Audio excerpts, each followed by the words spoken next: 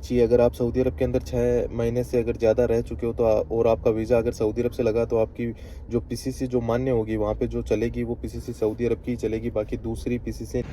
हाँ तो फ्रेंड्स, अभी तकरीबन मेरा वीज़ा लग चुका, तो उसके बाद के जो डॉक्यूमेंट्स हैं मुझे रेडी करने थे, वो एक तो करनी थी पीसीसी और एक करना था एनओसी ड्राइविंग लाइसेंस के लिए, ताकि मैं वहाँ पे जाके ड्राइविंग लाइसेंस ले सकूँ। अभी धूप ज़्यादा है, इस वजह से मैं आँखें नहीं खोल सकता। चलो अपन गाड़ी में चलते हैं, उसके बाद मैं आपसे बात करता हूँ, ठीक है। हाँ तो दोस्तों, आ गए हम गाड़ी में भी, और बाहर बहुत ज़्यादा धूप थी इसलिए मैं पूरा वीडियो नहीं बना सकता था। अभी जो ज़रूरी चीज़ें हैं, जैसे मान लो वो अपन को यहाँ से गल्फ़ से कहीं से भी, कतर हुआ, बहरीन हुआ, ओमान, मस्कत, सऊदी अरब, दुबई, अगर यहाँ से अपन को यूरोप का शेंगन वीज़ा लग जाता है, चाहे वो पुर्तगाल का हो, जर्मनी का हो, आयरलैंड का हो, तो उसके बाद वीज़ा लगने के बाद की अगर यहाँ से आपको कौन कौन से डॉक्यूमेंट्स लेकर जाने में आपका फ़ायदा है, ये हो जाता है। बाद में भी कुछ लोग बना देते हैं, डॉक्यूमेंट्स बनवा लेते हैं यहाँ से, सऊदी से हो या फिर दुबई से, फिर वो डीएचएल के थ्रू या आरमेक्स के थ्रू वहाँ पे डॉक्यूमेंट्स पुर्तगाल या फिर जो जिस भी कंट्री में वो शेंगन कंट्री में जा रहा है वहाँ पे वो मंगवा लेता है और उसको फिर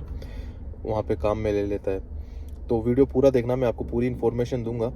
कि आप यहाँ पे कौन कौन से डॉक्यूमेंट बनाएं और कैसे बनाएं और कितना टाइम लग जाता है कि आप कब वो स्टार्ट कर दे प्रोसेस, ताकि आपका जब तक आपकी टिकट आए, जब तक आप जाओ, तो वो आपके सारे डॉक्यूमेंट्स रेडी हो जाए सऊदी अरब के। या फिर जैसे मैं अभी सऊदी अरब के हूँ तो मैं सऊदी अरब की बात कर रहा हूँ, बाकी कतर में भी ये सेम सिस्टम है, बहरीन में भी सेम सिस्टम है, जितना भी गल्फ़ कंट्री है, ओमान, मस्कत, ओमान भी एक सेम जो है प्रोसेस है उनकी। हाँ तो जैसे यहाँ पे अपन को जो डॉक्यूमेंट्स चाहिए, जैसे मैं पुर्तगाल जा रहा हूँ सऊदी अरब से, तो सऊदी अरब का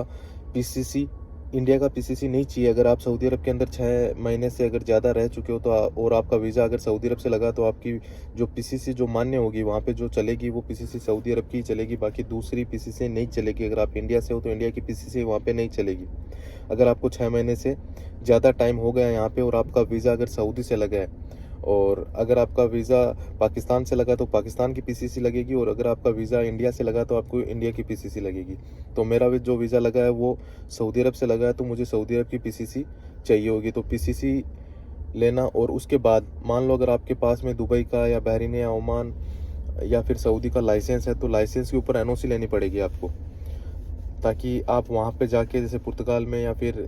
जिस कंट्री में आप मान लो आप पेपर अप्लाई करना चाहते हो, शेंगन कंट्री में पुर्तगाल हुआ या स्पेन हुआ या फिर अभी इटाली भी दे रहा है, तो अगर वहाँ पे जाके आपको लाइसेंस चाहिए, लाइसेंस के लिए यहाँ के जो पेपर है, यहाँ का जो लाइसेंस है, उसके ऊपर एनओसी आपको लेनी पड़ेगी। वो आपको देगी मरूर। तो मरूर आप समझ रहे होंगे, अस्करी, जहाँ पे ट्रैफिक जो पुलिस है, वो पुलिस आपको वहाँ यहाँ पे जो डॉक्यूमेंट्स एनओसी है लाइसेंस के ऊपर वो प्रोवाइड करवाएगी। तो इसके लिए ओमान में पता नहीं मरूर को क्या बोलते हैं, बाकी सऊदी अरब के अंदर मरूर में आके, अभी मैं मरूर में आया हूँ और मरूर पे आके मैंने लाइसेंस के लिए जो एनओसी है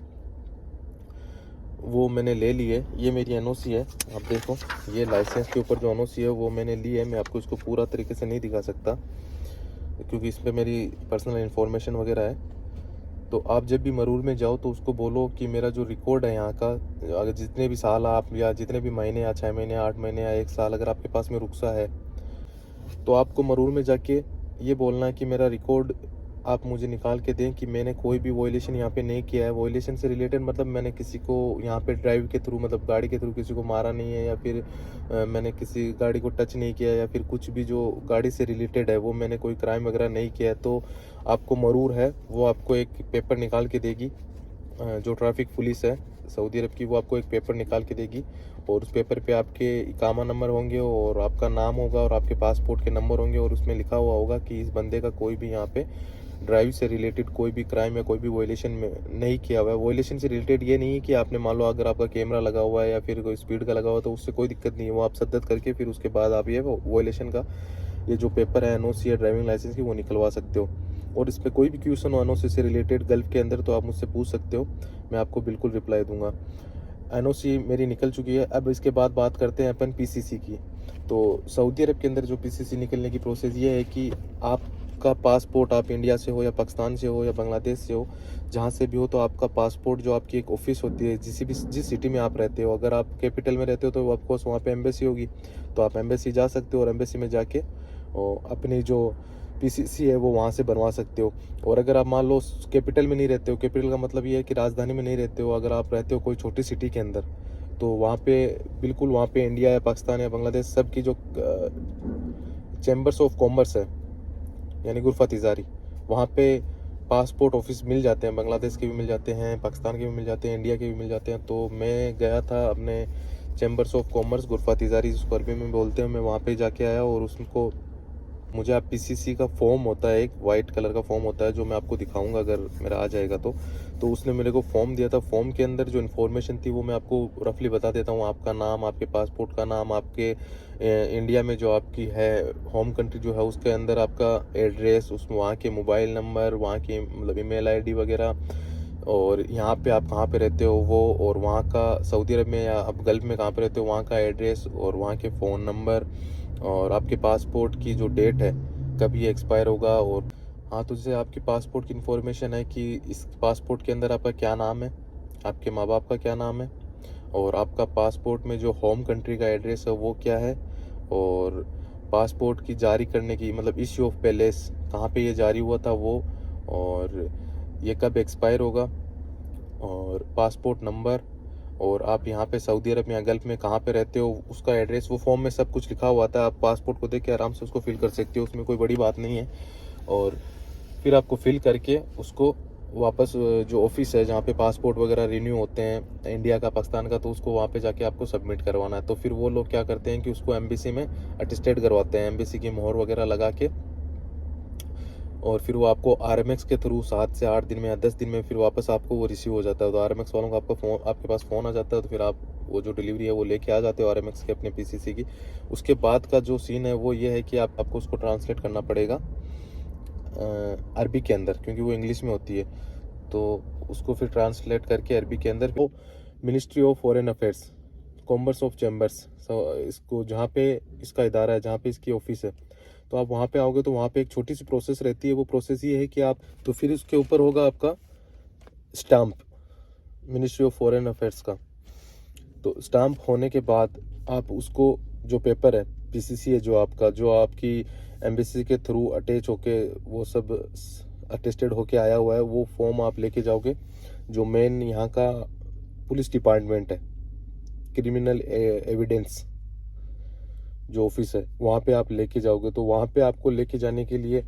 एक प्रोसेस से गुजरना पड़ता है, वो आपके अफसर के थ्रू होगा। आप बिना अपॉइंटमेंट के वहाँ पे नहीं जा सकते, आपको अपॉइंटमेंट लेनी पड़ेगी, और अपॉइंटमेंट के बाद आपको एक प्रिंट आउट निकाल के अपनी जो पेपर है, जो एम्बेसी के थ्रू आपको पेपर मिला है उसके साथ आपको अटैच करके फिर आपको पुलिस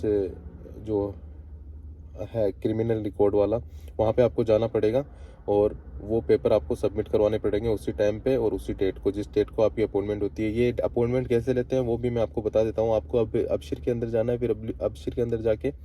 पब्लिक क्यूरी में जाके फिर आपको सिक्योरिटी के अंदर जाके, और उसके अंदर 1 या 2 ऑप्शन होंगे, मैं भूल गया उस चीज़ को, लेकिन मैं आपको बता दूंगा, आप मुझे कमेंट्स करके पूछ भी सकते हैं इस चीज़ को। तो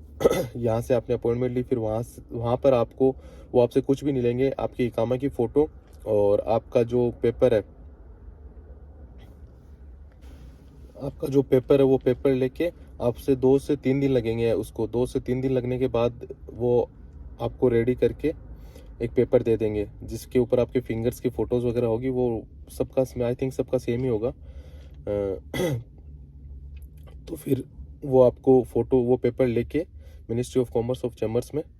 आना है और वहाँ से वापस अटेस्टेड करवाना है। तो वही सेम प्रोसेस होगी। अटेस्टेड करवाने के लिए बहुत सी ministry of commerce of chamber Saudi Arab के अंदर उसकी वेबसाइट है, तो उसके ऊपर आप जाके, और वहाँ पे इसकी जो रसूम होती है, जो इसकी फ़ीस होती है वो 30 रियाल होती है। सऊदी अरब के अंदर 30 रियाल है, और बाकी मुझे दुबई और कतर बहरीन का इतना नॉलेज नहीं है, तो आप वो चेक कर लेना। उस साइड के ऊपर जाके आप 30 रियाल सबमिट करोगे, अपना नाम लिखोगे,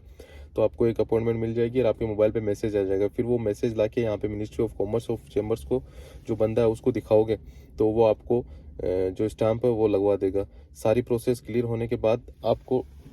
ये सब पेपर आपको मिल जाएगा डायरेक्ट। ओके दोस्तों,